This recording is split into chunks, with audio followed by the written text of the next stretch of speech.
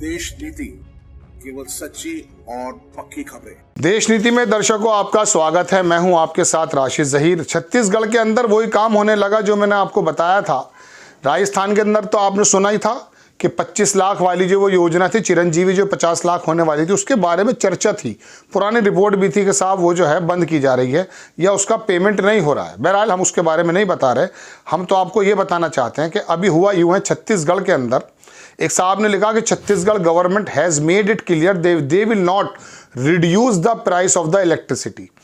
बिजली के रेट वो कम नहीं करेगी। क्या है, भूपेश बघेल की जो गवर्नमेंट थी उसने 50% सस्ती लाइट कर दी थी, which save money from the poor section, गरीब लोगों के लिए। बीजेपी डिप्टी सीएम जो वहाँ के हैं, छत्तीसगढ़ के डिप्टी सीएम, उन्होंने कहा कि they will not give light at half price. वो सस्ते दामों पे नहीं देंगे। वहाँ पर अडानी साहब निकालते भी तो हैं, मालूम है आपको? नहीं, अडानी साहब वहाँ पर करते हैं अपना जो भी काम है। बहरहाल खबर देख लीजिए, भास्कर की है। भास्कर ने कहा कि सीएम शर्मा बोले बिजली बिल हाफ नहीं होंगे, इसीलिए चुना था ना आपने। कवर्धा में कहा कि पूर्व सरकार की पैसे खाने वाली योजनाएं होंगी बंद, नक्सलियों से संवाद नहीं। चलिए मत कीजिएगा। उप मुख्यमंत्री जो हैं डिप्टी सीएम विजय शर्मा, उनका कहना है कि पूर्व सरकार की पैसे खाने वाली योजनाएं को बंद किया जाएगा। बिजली बिल हाफ योजना बंद होगी। ठीक है, ये योजना सही है, उनको बदलना, जो योजना सही है उनको बंद नहीं किया जाएगा। उन्होंने कहा किसानों को धान का समर्थन मूल्य 3100 रुपये इस साल से मिलेगा।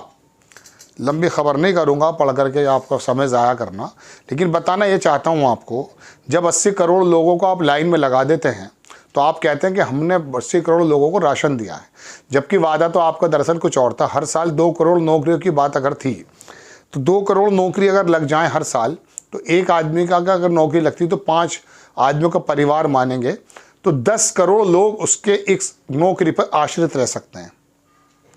हर साल 2 करोड़ तो 5 साल के अंदर मान के चलिए 10 करोड़, और 10 साल अब होने वाले हैं तो इसके अंदर हो गए 20 करोड़। 20 करोड़ के अंदर एक परिवार के एक बंदे को नौकरी मिली तो 5-4 लोग उसके बीवी बच्चे होते हैं। तो आप ये बताइए 20-25 100 करोड़ तो आप अपने पैरों पे खड़ा कर देते हैं। लेकिन ऐसा हुआ? लेकिन आपने पैरों पे तो खड़ा किया, लाइन में 80 करोड़ लोगों को लाइन में खड़ा कर दिया आपने। 5 किलो चावल को, गेहूं को इतना विकास समझने लगे चूंकि भूखे थे। मैं आपको बारहा बता चुका कि भूखे से पूछा 2 और 2 कितनी होती है, तो वो बोलता है 4 रोटी। भूखे का और क्या मालूम। आप वोट देते हैं 1200 रुपये 1000 रुपये डाल के, लाडली बहन योजना, 200 रुपये छाते के, 200 रुपये चप्पल के। जब आपको पता चल गया कि चुनाव का जो है पूरा का पूरा मिजाज ही बदल दिया गया है।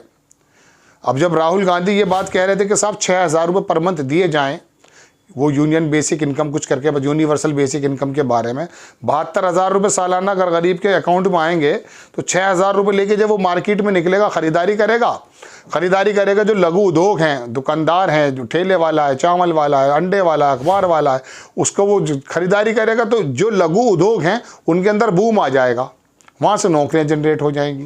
तो ये गरीब लोग जो 6000 रुपये महीना लेते हैं वो उनको काम भी मिल जाएगा तो फिर वो कमाने भी लगेंगे। वो बोले इस तरह से आप कर सकते हैं। उसका तो प्लान समझ में इसलिए नहीं आया क्योंकि उसने पढ़ी लिखी बात की थी। धर्म की बात वो करता नहीं है बंदा। आपको दरअसल यही 5 किलो चावल चाहिए था क्योंकि इसके अंदर हिंदुत्व का तड़का है। अब आप कहते हैं साहब सबको दिया गया है, सारे विभागों को दिया गया, सारे गरीब हैं।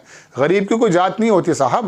वहाँ आप मुसलमान का हाथ पकड़ के लाइन से बाहर नहीं कर सकते, कर ही नहीं सकते, आप चाहने के बावजूद भी नहीं कर सकते। बाकी विभागों में किस प्रकार का मैं कह सकता हूँ उत्पीड़न हो रहा है, बिजली के छापे किन लोगों में ज़्यादा लगते हैं ये तो आप जानते हैं। थानों में कौन है, जेलों में कौन है, ये तो बहुत सारे नेता कह चुके हैं। लेकिन जहाँ जहाँ इस तरह की योजनाएं उसे आप कम नहीं कर सकते। लेकिन बहरहाल वो भूपेश बघेल हों या गहलोत साहब हों, इन्होंने अगर कोई योजनाएं लाए थे लोग और वो वेलफेयर की थी, बिजली हाफ, क्या दिक्कत है आपको? 8 रुपये 10 रुपये यूनिट कौन देगा बताइए? छत्तीसगढ़ के अंदर और झारखंड के अंदर जो बिजली के कारखाने लगे हुए हैं अडानी साहब की, जो बांग्लादेश में दे रहे हैं, मालूम है आपको? उसके अंदर एक कानून ये है कि अगर आप जिस राज्य से बिजली का संवर्धन करते हैं, ठीक है ना, निकालते हैं, बनाते हैं, तो उसका कुछ परसेंट 15% 20% आपको राज्य को देना पड़ता है। वो वाला कानून भी ख़त्म कर दिया गया था। ये टेक्निकल बातें समझ में आती हैं क्या आपको? मालूम है कि सवाल किसने उठाए थे? वो जो महुआ मोइत्रा थी वो उन्होंने इसी प्रकार के तो सवाल उठाए थे, लेकिन जिसने वो सवाल दिए थे, जिसने सवाल देने का आरोप जिस पे लगाया गया है वो एक बिजनेसमैन था। उसकी जो राइवलरी थी वो थी बेसिकली अडानी से। आप खबर के अंदर कंफ्यूज हो जाएंगे, दरअसल खबरों की दुनिया कुछ और होती है और खबर के पीछे की खबर कुछ और होती है। हम आसान शब्दों में आपके सामने रखना चाहते हैं बाज़ मरतबा, लेकिन आप भी धर्म के चश्मे से जब खबरें देखने लगते हैं कि बताने वाला तो राशिद ज़हीर है और हम प्रधानमंत्री जी की बुराई कर रहा है, हम बुराई नहीं कर सकते।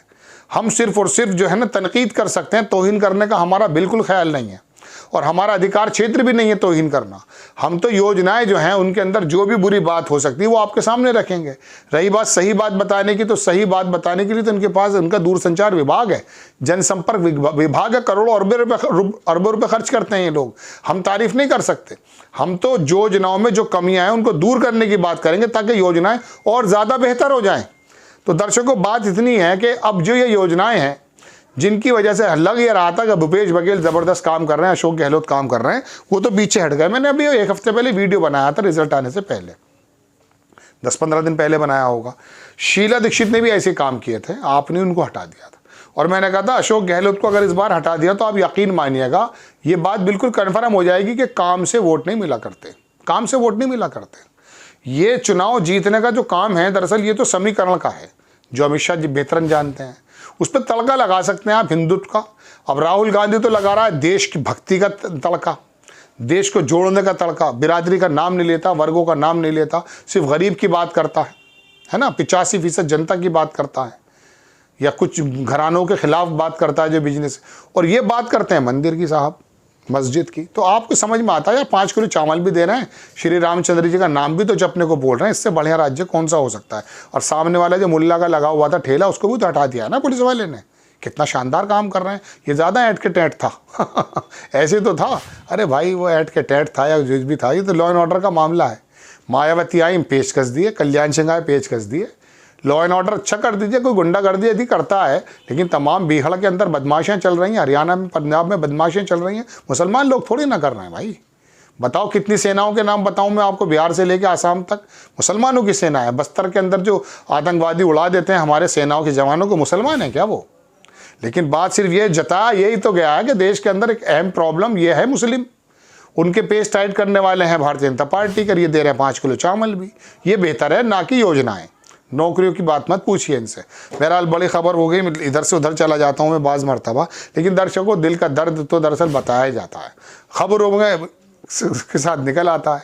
हम खबर बताते हैं, अब आप कहेंगे साहब ये खबर एक तरफा होती है। एक तरफा नहीं होती है। जब सरकार कांग्रेस की होती है ना जिन प्रदेशों में, वहाँ होते हैं, हम वो भी बात बताते हैं आपको खबर कैसी लगी अपनी राय कमेंट्स बॉक्स में ज़रूर दीजिएगा। चैनल को सब्सक्राइब कीजिएगा। फेसबुक पर हमारा पेज है उसको भी फॉलो कीजिए। नेक्स्ट टाइम मैं किसी खबर के साथ आता हूँ। जय हिंद।